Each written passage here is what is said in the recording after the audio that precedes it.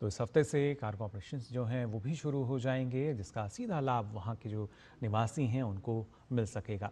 और हमारे साथ खास मेहमान जुड़े हुए हैं और साथ ही आइजॉल से हमारे संवाददाता राजेश राज भी फिलहाल जुड़ चुके हैं। राजेश, आपसे भी मैं जानकारी यहाँ लेना चाहूँगा, आप वहाँ मौजूद थे, एक अलग ही उत्साह हमने देखा वहाँ जनता का, किस तरीके से जब प्रधानमंत्री मोदी ने अपना संबोधन भी शुरू किया। और ख़ासतौर से एक अगर देखा जाए जो अगर कहा जाए विकास की मुख्य धारा में जो जोड़ने का हम कह सकते हैं एक सार्थक पहल आज जो हुई है अपने आप में वो काफ़ी ऐतिहासिक, और उसी को लेकर हर कोई उत्साहित वहाँ आज नज़र आ रहा था।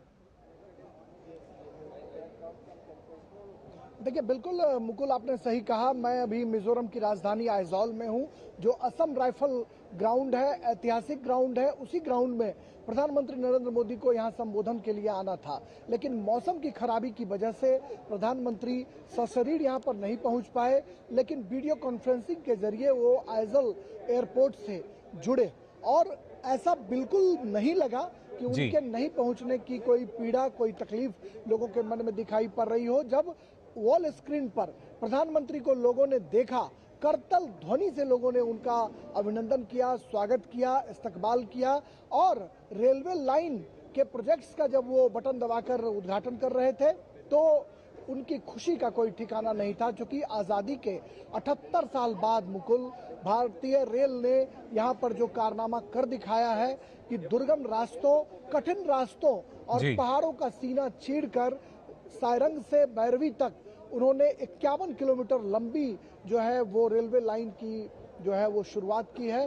और इसी के साथ रेल मंत्री अश्विनी वैष्णव ने जब पूरी जानकारी लोगों को दी तो उस वक्त भी लोग जो है काफी उत्साहित थे, काफी खुश थे, क्योंकि मिजोरम को पहली बार रेल का जो है सुहाना सफर का जो आनंद है वो उठाने की जो उनकी मंशा वर्षों से रही थी वो आज पूरी हो गई है। और हम आपको बताना चाहते हैं कि 51 किलोमीटर लंबी जो सारंग से वैरवी तक का जो प्रोजेक्ट है, आप सोच सकते हैं कि 55 बड़े ब्रिज है, 51 किलोमीटर और 55 बड़े ब्रिज, 45 सुरंग।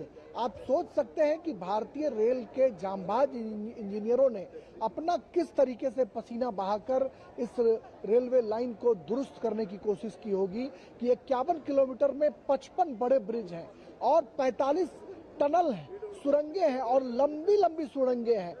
कल मैं उस ट्रैक पर गया था विजिट करने के लिए, जब हमने जाकर के वहाँ स्टोरी भी करी थी, हमने देखा कि वाकई भारतीय रेल के इंजीनियरों को सैल्यूट करना होगा कि उन्होंने चिनाब ब्रिज, अंजी ब्रिज, पंबन ब्रिज के बाद यहाँ पर एक ऐसा ब्रिज बनाया है जिस ब्रिज की ऊंचाई 114 मीटर है और वो कुतुब मीनार जो दिल्ली में अनोखा कुतुब मीनार है, उस कुतुब मीनार से भी ऊंचा है। बिल्कुल, इसका जिक्र अश्विनी वैष्णव ने भी अपने संबोधन में किया था कि कुतुब मीनार से भी अधिक उसकी ऊंचाई है।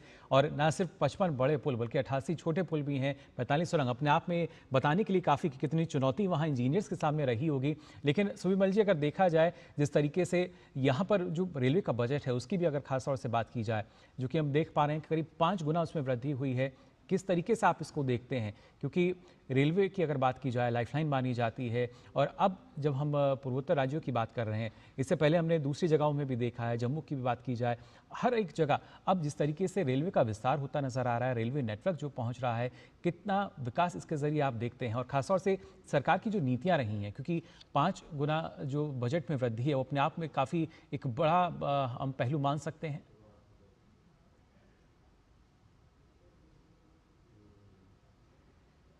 सुविमल जी,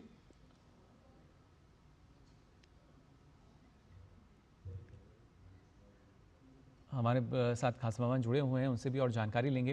राजेश, लेकिन जैसा आप अपना अनुभव भी बता रहे थे कि आपने भी वहाँ पे जो इतने बड़े पुल बने हैं उसका दौरा भी किया था, किस तरीके से देखा जाए, क्योंकि आम जनता जो है चाहे वो दिल्ली में बैठी हो या देश के दूसरे हिस्से में बैठी हो, अब तक जो पूर्वोत्तर राज्य थे ऐसा लगता था कि बहुत दूर हैं या उसकी कल्पना भी हम नहीं करते थे कि किस तरीके से जाना होगा। लेकिन अब आवागमन जो है काफ़ी सुगम बना दिया जा रहा है।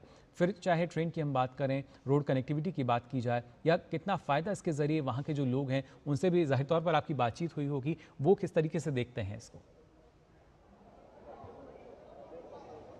देखिए निश्चित तौर पर जिस तरीके से टफ कंडीशन में यहाँ पर 6 महीने तक लगभग बारिश का मौसम रहता है, सड़कों पर भारी जाम का लंबा लंबा जाम जो है वो लोगों को देखना पड़ता है। पेट्रोल डीजल की कई बार कीमत जो है वो किल्लत हो जाती है, क्योंकि ट्रांसपोर्टेशन की उस कोई माकूल व्यवस्था नहीं थी। जी। लेकिन रेल लाइन के जुड़ जाने के बाद अभी रेल मंत्री अश्विनी वैष्णव जो सूचना और प्रसारण मंत्री भी हैं, उनका मैंने अभी इंटरव्यू किया है। उनसे मैंने पूछा कि क्या सवारी गाड़ी के बाद अब गुड्स ट्रेन जो है वो भी शुरू करेंगे आप? उन्होंने कहा कि बिल्कुल शुरू करेंगे। यहाँ की अदरक, यहाँ का अनानास, यहाँ के जो ड्रैगन फ्रूट्स हैं, यहाँ के जो अन्य जो उत्पाद हैं, हल्दी और उसको अदरक का भी उन्होंने देश जिक्र के किया। विभिन्न हिस्सों तक जी। पहुंचाने के लिए ये बेहद जरूरी है।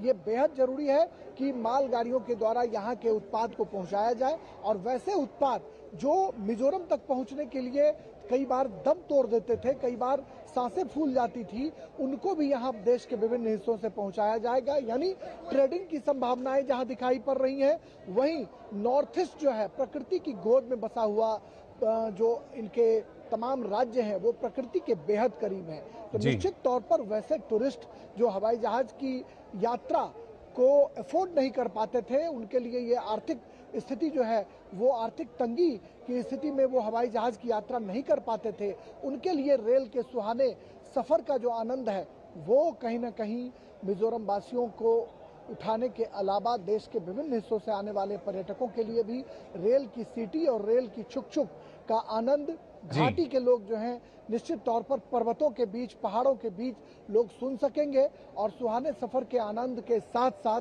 कहीं ना कहीं पर्यटन उद्योग को भी बढ़ावा मिलने की संभावनाएं जो है वो मिजोरम में साफ तौर पर दिखाई पड़ रही है। जी। असम जाने के लिए, सिलचर जाने के लिए लोग बैरवी जाकर 50 यहाँ से तकरीबन 60-70 किलोमीटर वैरवी है, और बैरवी जाकर के लोग ट्रेन पकड़ते थे बाय रोड, और बाय रोड यहाँ कल में जब सायरंग जो रेलवे स्टेशन है वो यहाँ से मात्र 10 किलोमीटर है मुकुल, और उस 10 किलोमीटर की यात्रा आइजॉल आने के लिए जहाँ हम लोग ठहरे हुए हैं, वहाँ आने के लिए तकरीबन 2 घंटा जो है वो लोगों को जूझना पड़ा, क्योंकि जो शाम का वक्त होता है वो जाम का वक्त होता है, और सड़कें बहुत तंग हैं, पतली सड़कों से होकर गाड़ियां गुजरती बिल्कुल, हैं, ज़ाहिर तौर पर जिसकी समय जो वजह है से वो लोगों अब को काफ़ी बच टफ सकेगा। सिचुएशन में यहाँ पर बिल्कुल राजेश, आवागमन सुविमल करना जी पड़ता हमारे है। साथ जुड़े हुए हैं। सुविमल जी, जानना चाहूँगा आपसे, कहीं ना कहीं अगर देखा जाए पूर्वोत्तर राज्यों की बात करें, मिजोरम की हम यहाँ बात करें, कि यहाँ का जो रिच कल्चर है वो अब हम कह सकते हैं कि वहाँ जो क्षेत्र हैं वहाँ तक सीमित नहीं है, बल्कि ना सिर्फ हमारे देश में बल्कि विदेशों तक ये पहुँचेगा, क्योंकि अलग अलग उत्पाद जो हैं वो अब हम देखेंगे जो कि आसानी से, सुगमता के साथ जो है वो अपनी जगह बनाते हुए नजर आएंगे। जी, अगर आप उत्तर पूर्व को देखते हैं तो म्यूजिक, फूड और जो अपने देश ड्रेस पोशाक की जो इनकी विविधता है, जी। वो दर्शाता है कि एक बड़ा एथनिकली और कल्चरली बड़े अच्छे इनकी हेरिटेज रहे हैं। और यही जो आज आपकी जो एग्रीकल्चर प्रोड्यूस भी वहाँ की जो ऑर्गेनिक प्रोडक्ट्स है, आज जब फ्रेट के माध्यम से वो देश भर में आराम से जाएंगे, जो पेरिशेबल आइटम्स है वो भी एक डिस्टेंस तक जाएंगे, सिर्फ उस मार्केट में, मिजोरम के मार्केट में नहीं रहेंगे। और साथ साथ जो इनकी कल्चरल ट्रेड्स भी है, हम्म। ये बहुत बड़ी बात है। मुझे अभी आपकी संवाददाता की बात सुन के बड़ा मजा आ रहा था कि जी। हम बचपन में देखे हैं कि सारे लोग सिलचर तक आते हैं और सिलचर से इनको ट्रेन का मौका होता था। आज इतने लोगों को, इतने परिवारों को फायदा हुआ है, क्योंकि देश भर में जो ये कनेक्टिविटी, खुद घर पे बैठ के, राजधानी में बैठ के दिल्ली आएंगे या जी। कलकत्ता जाएंगे, ये बहुत बड़ी बात है। एक इमोशनल एक कनेक्ट जो देश के अलग अलग अंग के लोगों के साथ होता है, ये ट्रेन का एक बहुत बड़ा महत्वपूर्ण उत्तर पूर्व में है। हम्म। और तो ये जो आज ये मौका हो रहा है सबको जोड़ने का, अपने अपने विविधता को आगे लाने का, जी। अपने अपने फूड हैबिट्स, अपने अपने कल्चरल हैबिट्स, मिजोरम की जो आपको डांस फॉर्म पता है, बम्बू डांस जो पॉपुलरली कहा जाता है, जो देश भर में अब लोगों को पता है। लेकिन तो अब क्या होगा कि ये सारी चीज जब आज आकर्षण जो है मिजोरम की राज्य, जो इसमें जिस तरीके से और सारे प्रोजेक्ट्स भी लॉन्च होते जा रहे हैं, तो जी। इससे जो एक डायनेमिज्म इसमें आता है, जो हम एक्टिस्ट के पॉलिसी भी अगर देखें, टू वे कहानी एक होता है, एक टूरिज्म प्रमोशन की एवेन्यू होता है। और सबसे बड़ी बात है कि वहाँ के लोग बड़े सिंपल होते हैं, बड़े इनवाइटिंग होते हैं, बड़े हॉस्पिटेबल होते हैं। अगर आप देखें तो सारे आज के होटल चेन देश भर में, उसमें बहुत सारे लोग मिजोरम के हैं। आईटीसी विशेषकर शुरुआत में बहुत जी। सारे यहाँ के लोगों को लेके ट्रेनिंग दिए। तो ये जो एक कल्चर है हॉस्पिटलिटी की, लोगों के साथ सद्व्यवहार करना, और इससे मुझे लगता है कि एक नेशनल इंटीग्रेशन का पॉइंट ऑफ व्यू से भी एक बहुत बड़ा स्टेप्स होता है। तो इंफ्रास्ट्रक्चर का जो टेंजिबल और इनटेंजिबल बेनिफिट्स होता है, ये प्रधानमंत्री जी ने अपनी सरकार संभालते हुए पहले दिन से उत्तर पूर्व की इंफ्रास्ट्रक्चर के ऊपर इतना ध्यान दिया कि आज इतने कुछ कामयाबी आई है। 2016 में एक पर्टिकुलर इसी स्ट्रेच से, आज जो राजधानी आइजोल से निकाल के दिल्ली तक जाएगा, तो जी। ये सिलचर के बाद ये लमडिंग बदरपुर एक स्ट्रेच, जहां गॉज कन्वर्शन वर्क। बिल्कुल, तो अपने आप में काफ़ी महत्वपूर्ण, और जैसा आपने कहा कि सादगी और सुंदरता जो अब तक यहाँ नज़र आती थी, उसका दीदार करने के लिए अब ज़्यादातर लोग जो हैं ज़ाहिर तौर पर वहाँ का रुख करना चाहेंगे। फिलहाल बहुत बहुत शुक्रिया शुभमिल जी आपका और राजेश हमारे साथ जुड़ने के लिए। देखा आपने किस तरीके से आइजोल की अगर बात तक की जाए